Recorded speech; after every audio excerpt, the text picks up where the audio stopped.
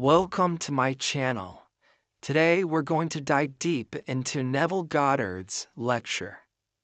He is talking about your inner talking creates your reality. At the end of this video, let me know your thoughts. Now let's take a listen. Talking to oneself is a habit everyone indulges in. We could no more stop talking to ourselves than we could stop eating and drinking. All that we can do is control the nature and the direction of our inner conversation. Most of us are totally unaware of the fact that our inner conversations are the causes of the circumstances of our life. We are told that as a man thinketh in his heart, so is he. But do we know that man's thinking follows the tracks laid down in his own inner conversations? To turn the tracks to which he is tied in the direction in which he wants to go, he must put off his former conversation, which is called in the Bible the old man, and be renewed in the spirit of his mind. Speech is the image of mind. Therefore, to change his mind, he must first change his speech. By speech is meant those mental conversations we carry on with ourselves. The world is a magic circle of infinite possible mental transformations, for there are an infinite number of possible mental conversations. When man discovers the creative power of inner talking, he will realize his function and his mission in life. Then he can act to a purpose. Without such knowledge, he acts unconsciously. Everything is a manifestation of the mental conversations which go on in us without our being aware of them. But as civilized beings, we must become aware of them and act with a purpose. A man's mental conversations attracts his life. As long as there is no change in his inner talking, the personal history of the man remains the same. To attempt to change the world before we change our inner talking is the struggle against the very nature of things. Man can go round and round in the same circle of disappointments and misfortunes, not seeing them as caused by his own negative inner talking, but as caused by others. This may seem far-fetched, but it is a matter which lends itself to research and experiment. The formula the chemist illustrates is not more certainly provable than the formula of this science by which words are clothed in objective reality. One day a girl told me of her difficulties in working with her employer. She was convinced that he unjustly criticized and rejected her very best efforts. Upon hearing her story, I explained that if she thought him unfair, it was a sure sign that she herself was in need of a new conversation piece. There was no doubt but that she was mentally arguing with her employer, for others only echo that which we whisper to them in secret. She confessed that she argued with him mentally all day long.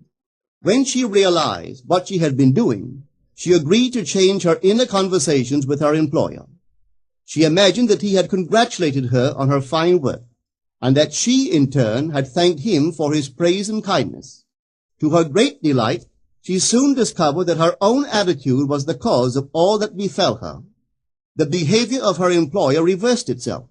It echoed, as it had always done, her mental conversations with him. I rarely see a person alone without wondering to what conversation piece is he tied. On what mysterious track is he walking? We must begin to take life consciously, for the solution of all problems lies just in this. The second man, the Lord from heaven in all of us, is trying to become self-conscious in the body, that he may be about his Father's business. What are his labors? To imitate his Father, to become master of the Word, master of his inner talking, that he may mold this world of ours into a likeness with the kingdom of love. The prophet said, "Be ye imitators of God as dear children." How would I imitate God? Well, we are told that God calls things that are not seen as though they were seen, and the unseen become seen. This is the way the girl called forth praise and kindness from her employer. She carried on an imaginary conversation with her employer from the premise that he had praised her work, and he did. Our inner conversations represent in various ways the world we live in. Our individual worlds are self-revelations of our own inner speech. We are told that every idle word that men shall speak, they shall give account thereof. For by their words they shall be justified, and by their words they shall be condemned. We abandon ourselves to negative inner talking, yet expect to retain command of life. Our present mental conversations do not recede into the past as man believes. They advance into the future to confront us as wasted or invested words.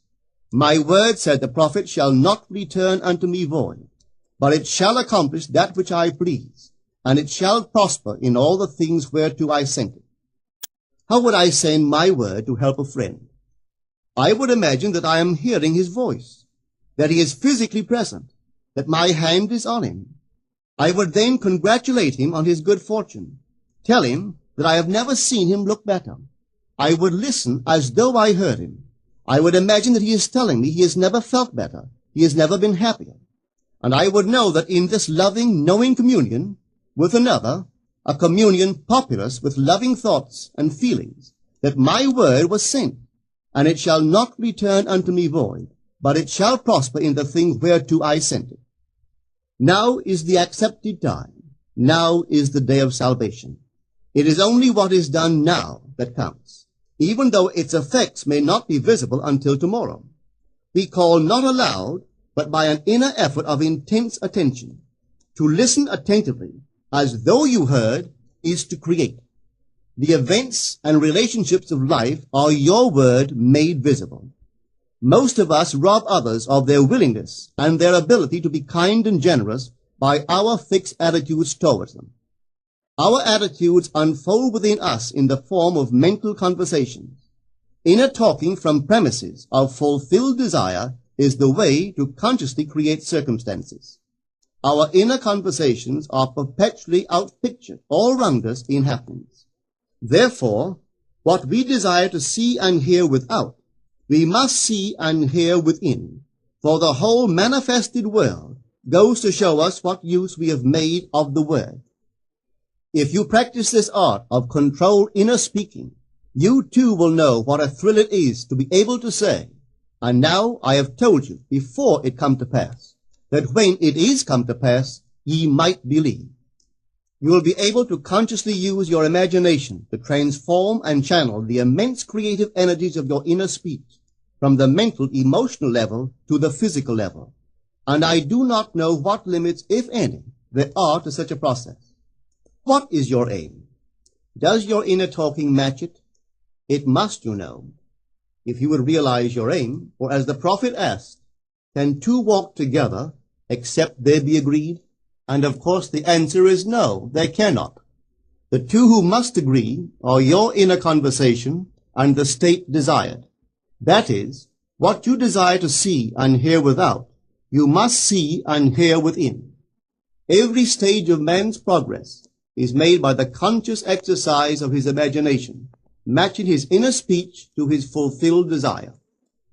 As we control our inner talking, matching it to our fulfilled desires, we can lay aside all other processes. Then we simply act by clear imagination and intention.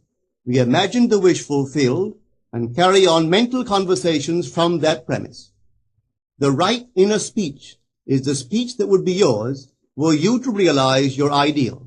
In other words, it is the speech of fulfilled desire. Now you will understand how wise the ancient was when he told us in the Hermetica, there are two gifts which God has bestowed upon man alone, and on no other mortal creature.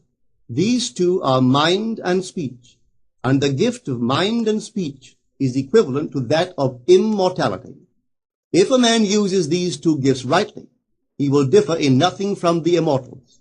And when he quits his body, mind and speech will be his guides, and by them he will be brought into the troop of the gods and the souls that have attained to bliss. With the gift of mind and speech, you create the conditions and circumstances of life. In the beginning was the Word, and the Word was with God, and the Word was God. The Word, said Hermes, is Son, and mind is Father of the Word. They are not separate one from the other, for life is the union of word and mind. You and your inner talking or word are one. If your mind is one with your inner conversation, then to be transformed in mind is to be transformed in conversation. It was a flash of the deepest insight that taught Paul to write, "Put off the former conversation, the old man, which is corrupt, and be renewed in the spirit of your mind. Put on the new man." Put on the new man and be renewed in the spirit of your mind is to change your inner conversation, for speech and mind are one. A change of speech is a change of mind. The prophet Samuel said, "The Lord spake by me, and his word was in my tongue." If the Lord's word was in the prophet's tongue, then the Lord's mouth that uttered the word must be the prophet's mind. For inner conversations originate in the mind and produce little tiny speech movements in the tongue. The prophet is telling us that the mouth of God is the mind of man, that our inner conversations are the word of God, creating life about us as we create it within ourselves. In the Bible you are told that the word is very near to you, in your mouth and in your heart, that you may do it. See, I have set before you this day life and good, death and evil, blessings and cursings. Choose life. The conditions and circumstances of life are not created by some power external to yourself. They are the conditions which result from the exercise of your freedom of choice, your freedom to choose the ideas to which you will respond. Now is the accepted time. This is the day of salvation. Whatsoever things are of good report, think on these things. For your future will be formed by the word of God, which is your present inner talking. You create your future by your inner conversation. The worlds were framed by the word of God, that is, your inner talking. See yonder fields? The sesamum was sesamum, the corn was corn, the silence and the darkness knew. So is a man's fate born. For ends run true to origins. If you would reap success, you must plant success. The idea in your mind, which starts the whole process going, is the idea which you accept as truth. This is a very important point to grasp, for truth depends upon the intensity of imagination, not upon facts. When the girl imagined that her employer was unfair, his behavior confirmed her imagination. When she changed her assumption of him, his behavior reflected the change, proving that an assumption, though false, if persisted in, will harden into fact. The mind always behaves according to the assumption with which it starts. Therefore, to experience success, we must assume that we are successful. We must live wholly on the level of the imagination itself, and it must be consciously and deliberately undertaken. It does not matter if, at the present moment, external facts deny the truth of your assumption. If you persist in your assumption, it will become a fact. Signs follow. They do not precede. To assume a new concept of yourself is to that extent to change your inner talking or word of God, and is therefore putting on the new man. Our inner talking, though unheard by others, is more productive of future conditions than all the audible promises and threats of men. Your ideal is waiting to be incarnated, but unless you yourself offer it human parentage, it is incapable of birth. You must define the person you wish to be, and then assume the feeling of your wish fulfilled, in faith that that assumption will find expression through you. The true test of religion is in its use, but men have made it a thing to defend. It is to you that the words are spoken. Blessed is she that believed, for there shall be an accomplishment of those things which are spoken unto her from the Lord. Test it, try it. Conceive yourself to be one that you want to be, and remain faithful to that conception. For life here is only a training ground for image making. Try it and see if life will not shape itself on the model of your imagination. Everything in the world bears witness of the use or misuse of man's inner talking. Negative inner talking, particularly evil and envious inner talking, are the breeding ground of the future battlefields and penitentiaries of the world. Through habit, man has developed a secret affection for these negative inner conversations. Through them he justifies failure, criticizes his neighbors, gloats over the distress of others, and in general pours out his venom on all. Such misuse of the word perpetuates the violence of the world. The transformation of self requires that we meditate on a given phrase, a phrase which implies that our ideal is realized. and inwardly affirm it over and over and over again until we are inwardly affected by its implication, until we are possessed by it. Hold fast to your noble inner convictions or conversations. Nothing can take them from you but yourself. Nothing can stop them from becoming objective facts. All things are generated out of your imagination by the Word of God, which is your own inner conversation. And every imagination reaps its own words, which it has inwardly spoken. The great secret of success is a controlled inner conversation from premises of fulfilled desire. The only price you pay for success is the giving up of your former conversation, which belongs to the old man, the unsuccessful man. The time is ripe for many of us to take conscious charge in creating heaven on earth, to consciously and voluntarily use our imagination to inwardly hear and say only that which is in harmony with our ideal is actively bringing heaven to earth. Every time we exercise our imagination lovingly on behalf of another, we are literally mediating God to that one. Always use your imagination masterfully, as a participant, not an onlooker. In using your imagination to transform energy from the mental, emotional level to the physical level, extend your senses. Look and imagine that you are seeing what you want to see, that you are hearing what you want to hear, and touching what you want to touch. Become intensely aware of doing so. Give your imaginary state all the tones and feeling of reality. Keep on doing so until you arouse within yourself the mood of accomplishment and the feeling of relief. This is the active, voluntary use of the imagination, as distinguished from the passive, involuntary acceptance of appearances. It is by this active, voluntary use of the imagination that the second man, the Lord from heaven, is awakened in man.